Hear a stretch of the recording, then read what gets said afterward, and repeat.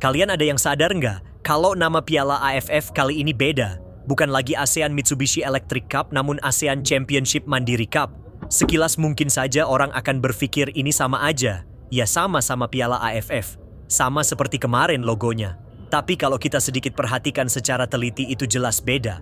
Bahkan sangat beda meskipun logonya hampir sama, tapi ini jelas beda. Kenapa saya bilang beda? Saya merasa di pagelaran piala AFF untuk tahun ini, ada yang benar-benar beda. Nampak-nampaknya kalau PSSI ingin benar-benar menjadi juara AFF. Coba kita urutkan sedikit demi sedikit, biar kalian percaya. Yang pertama dari PSSI yang meminta pada AFF untuk merubah jadwal, dirubah tidak lagi di bulan Desember, tapi dirubah ke bulan Juli, Juni, atau di bulan Juli. Yang kedua, PSSI meminta jadi tuan rumah di Piala AFF U23 dan disetujui. Lalu yang ketiga, PSSI mengajukan diri untuk jadi tuan rumah Piala AFF Senior juga.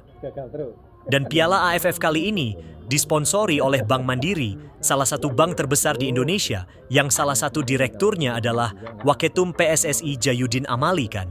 Artinya, kalau PSSI benar-benar niat pengen juara AFF, jadi seolah-olah PSSI ingin bikin sejarah baru, khususnya Ketum Erick Thohir. Bahkan Erick Thohir mungkin ingin jadi satu-satunya ketum PSSI yang bisa bikin timnas Indonesia juara AFF Senior untuk pertama kali. Dan kalau rencana ini berhasil dan Indonesia jadi juara AFF maka fix dan sudah tidak ada yang bisa menyamai pencapaian ketum Erick Thohir. Sekarang kita urutkan apa saja pencapaian Erick Thohir yang mungkin tidak bisa lagi dikejar oleh ketum-ketum yang lain. Yang pertama, Erick Thohir jadi ketum PSSI pertama yang mampu bawa timnas U23 lolos ke semifinal Piala Asia. Lalu yang kedua, Erick Thohir jadi ketum PSSI pertama yang mampu bawa timnas senior lolos 16 besar Piala Asia. Dan dari sebelumnya, belum ada ketum-ketum yang lain yang mampu membuat timnas senior ini lolos ke 16 besar Piala Asia Senior. Yang ketiga, Erick Thohir ketum PSSI pertama yang mampu bawa timnas senior lolos round 3 di kualifikasi Piala Dunia.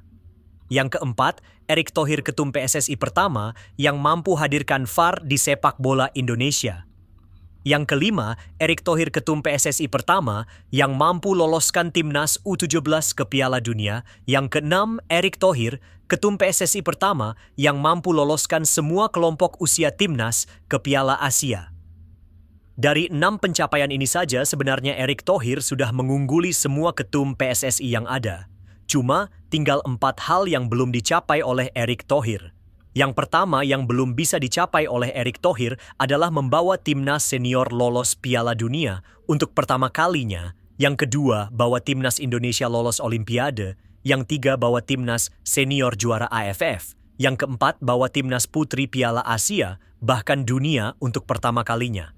Nah, keempat itu aja yang belum bisa dicapai oleh ketum Erick Thohir. Jika 4 tadi sudah bisa dicapai oleh Erick Thohir, maka tidak akan ada satupun ketum PSSI yang mampu melampaui pencapaian Erick Thohir. Nah, pertanyaannya adalah, apa tujuan sebenarnya Erick Thohir? Apakah cuman pengen dikenal atau tercatat sebagai satu-satunya ketum PSSI yang paling sukses sepanjang masa? Atau ada tujuan lain nih, seperti jadi gubernur atau mungkin jadi presiden? Dan apapun buat saya pribadi, untuk tujuan sebenarnya Erick Thohir, kami nggak peduli.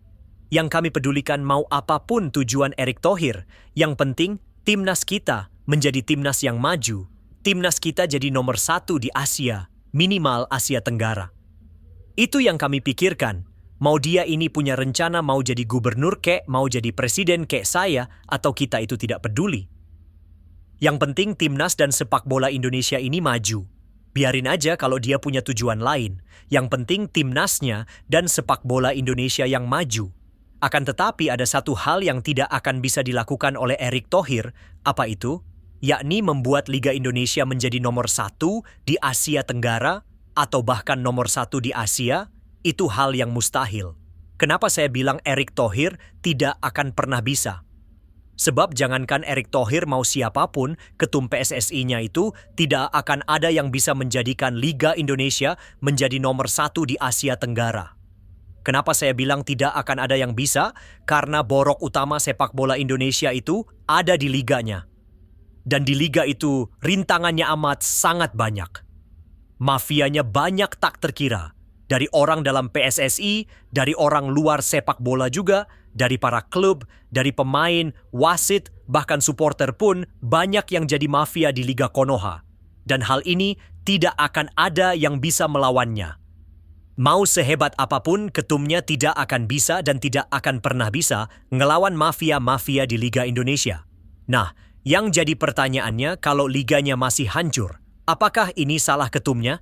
Jelas tidak semerta-merta, sebab jika ketum mampu membuat timnas maju, kenapa nggak bisa bikin liga maju?